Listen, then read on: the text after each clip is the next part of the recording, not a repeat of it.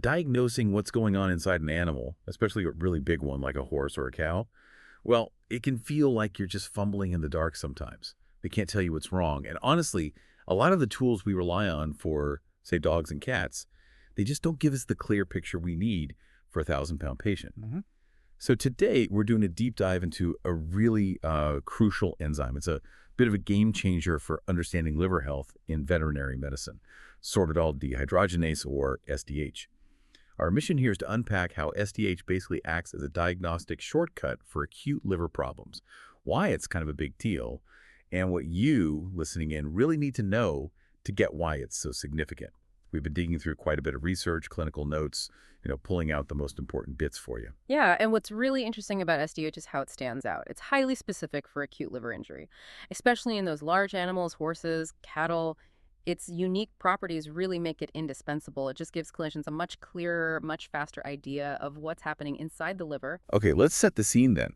Why does pinpointing liver issues matter so much? I mean, the liver does a lot, right? Oh, absolutely. It's indispensable. Think about it. Metabolism, making proteins, detoxification, immune function. Yeah. It's involved in practically everything. So, yeah, assessing its health is pretty paramount for any animal. Right. And historically, that's been a real challenge, particularly for large animals. You look at the enzymes vets traditionally use, like aspartate aminotransferase, AST, and lactate dehydrogenase, LDH. The problem is, in horses and cattle, these enzymes aren't just in the liver. They're in high concentrations in muscle tissue, too, even the heart. So a high level could just mean the animal pulled a muscle, not necessarily a liver problem. Exactly. They lack specificity in those species. Then there's alanine aminotransferase, ALT. Now, ALT is fantastic in dogs and cats, very liver specific. But, and this is the key thing, in horses and ruminants, the concentration of ALT in the liver is just really low. So it doesn't tell you much, even if there is damage. Pretty much, yeah. It's largely uninformative for liver damage detection there. And the other common ones, alkaline phosphatase, ALP, and gamma-glutamyl-transferase, GGT, they mostly indicate problems with bile flow cholestasis or damage to the bile ducts, not direct damage to the main liver cells, the hepatocytes. Plus, ALP can go up for other reasons too, like bone disease or just in young growing animals. It adds another layer of complexity. Okay, that definitely paints a challenging diagnostic picture. Yeah. So if the usual suspects from small animal medicine don't work well, and others aren't specific to liver cell damage, how do clinicians accurately figure out if a horse or cow has acute liver injury? I mean, where does SDH fit into this puzzle? Let's unpack that. Right, this is exactly where SDH steps in. It's really become the preferred biomarker for detecting that acute hepatocellular injury, especially in large animals. Biochemically speaking, SDH plays a role in how the body processes glucose, specifically in the polyol pathway. It helps convert D-sorbitol to D-fructose.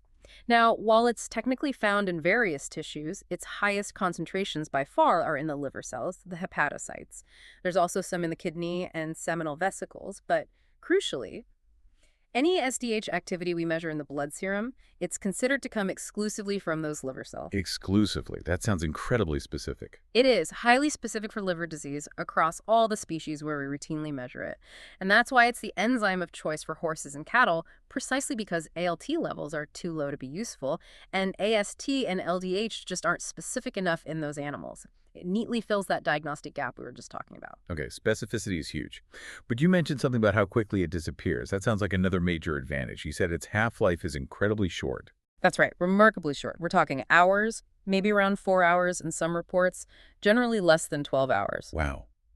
Compare that to something like AST. Wasn't that days? Exactly. AST has a much longer half-life, maybe 7 to 8 days in horses. So what's the clinical implication of that huge difference, for a vet treating a sick animal right now?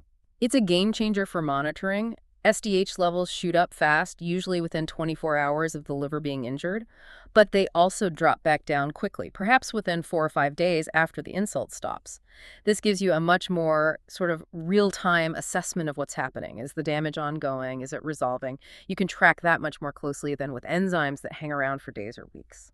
So it's like getting instant feedback. If you start treatment, you can see if the SDH levels start dropping quickly, suggesting it's working. Precisely. That rapid decline tells you the treatment might be effective, or the thing causing the damage, maybe a toxin, has been removed or passed. It lets clinicians make prompt adjustments if needed. You're not waiting a week to see if things are heading in the right direction. Okay, that makes sense. So how do vets actually interpret these SDH results? It's not just high or low, is it? No, context is key, and you start with reference ranges. These are specific to each species. For example, for a horse, maybe 1 to 8 units per liter is normal. For cattle, it's higher, maybe 6.1 to 18 UL. Dogs, cats, pigs, sheep, they all have their own established ranges. Humans are typically very low, under 3 UL. And, it's important to remember these are statistical ranges. A small number of perfectly healthy animals might fall slightly outside, so you always need to look at the whole clinical picture, not just the number. Right, clinical correlation. Exactly. But generally, an increase in SDH points directly to hepatocellular damage to the liver cells. It could be mild, moderate, or severe. Because SDH is just floating around in the cell's cytoplasm, its release into the bloodstream means the cell membrane has lost its integrity, at least partially. And the pattern matters too, right? Like how long it stays high. Absolutely. If you see a spike in SDH, but then it quickly comes back down to normal on subsequent tests, that suggests a single, perhaps self-limiting or reversible injury. Something happened, but it stopped.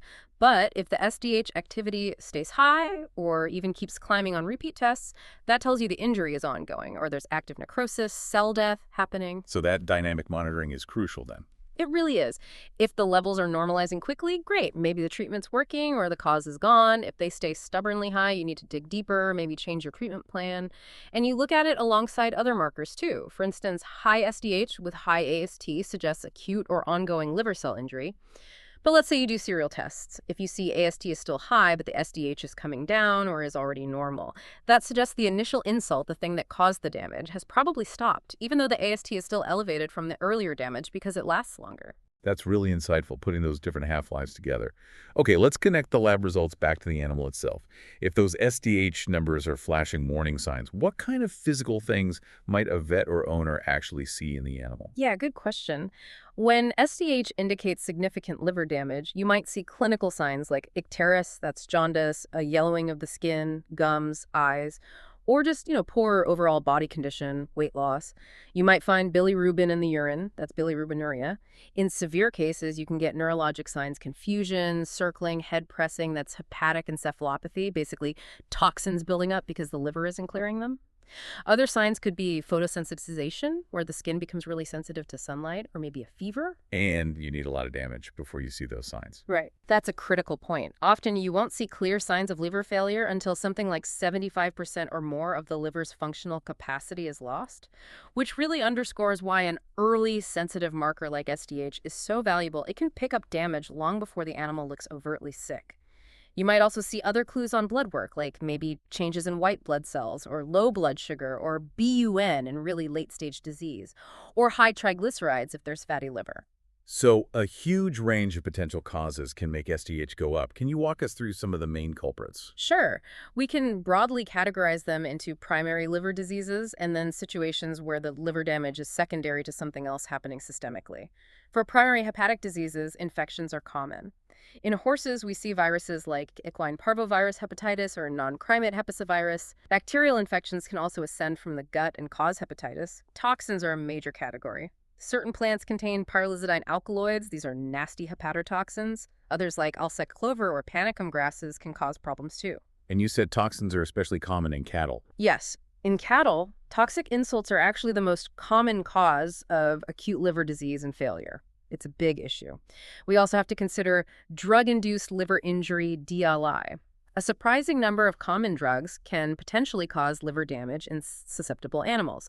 Things like acetaminophen, some statins, antibiotics, anti-seizure meds, NSAIDs, even antivirals like remdesivir have been implicated. Wow. Even common medications. Yeah. Then there are metabolic issues that are primarily liver problems like hepatic lipidosis or fatty liver disease, which we see a lot in cattle, especially around calving. And we mentioned endotoxemia earlier. That's when bacterial toxins circulate system-wide, often from severe infections elsewhere like mastitis or gut issues, and they directly harm liver cells and activate immune cells within the liver, the Kupffer cells, causing more damage. And sometimes, honestly, we don't know the exact cause that's idiopathic. Thieler's disease in horses, a form of serum hepatitis often linked to receiving blood products, falls into this category sometimes. Okay, that covers primary liver issues. What about when the liver damage is secondary? Right. It's really important to remember SDH elevation doesn't automatically mean the primary problem is the liver. Systemic inflammation is a big one. Think severe infections, sepsis, or significant inflammatory gut disease, which is quite common in horses. These conditions can cause secondary fallout damage to the liver, making SPH go up. Even metabolic disturbances like hyperglycemia, high blood sugar, can potentially influence SDH, maybe by increasing the flow through that polyol pathway we mentioned, leading to sorbitol buildup and oxidative stress in the liver cells. That's a huge list of possibilities. It sounds like a real diagnostic challenge for the vet. So, for someone listening, what's the most critical thing to take away from all these potential causes? Is it just how many there are, or is it more about figuring out the liver is the main problem, or just collateral damage? No. It's absolutely the latter. The crucial point is differentiating that primary versus secondary liver injury. Why? Because it dictates treatment. If you misinterpret a secondary rise in SDH as a primary liver disease, you might focus treatment solely on supporting the liver, which might not be effective at all if the root cause is, say, a raging infection elsewhere. Right. You have to treat the underlying cause. Exactly. Addressing the systemic infection or the gut inflammation or the metabolic issue might be the key to resolving the liver enzyme elevations. You need to find and treat the actual fire, not just the smoke. Got it. Now, SDH sounds fantastic, but are there any pitfalls, things that can go wrong with the test itself or how we interpret it? Handling issues, maybe? Yes, definitely. Like any lab test, there are nuances. Pre-analytical factors are huge for SDH, mainly sample stability. We touched on this. SDH is inherently unstable. If there's a delay in analyzing the sample, the activity can drop, leading to falsely low results. Ideally, you want that sample processed within about 5 hours. 5 hours. What if you're out on a farm call, far from the lab? That's where proper handling is critical. Refrigeration, keeping it between 2 through 8 degrees Celsius, definitely helps extend stability. For horse heparinized plasma, it might be stable for up to 72 hours refrigerated. Okay, refrigeration helps. What about freezing? Is that an option? That's where it gets a bit murky, actually. The sources we looked at give slightly conflicting advice. One study found freezing at -20 degrees C caused a noticeable drop, like 11%, even within 4 to 24 hours, and suggested avoiding it for long periods. But another source recommended freezing if you can't analyze within 8-12 hours, while noting you might still lose about 25% activity after a week in the freezer. Okay, so the take-home is check with your specific lab. Absolutely. Always follow the protocol recommended by the laboratory running the sample. They'll know the specifics of their assay and storage requirements. Other interferences are important too. Hemolysis, that's when red blood cells break open and the sample is a big problem. It significantly interferes and usually causes falsely low SDH results, sometimes making it undetectable. So you really want to avoid hemolyzed samples. Okay, avoid red, juicy samples. What about the tube you collect the blood in? Critical point. The anticoagulant matters. EDTA, the stuff in lavender top tubes, is a no-go for SDH.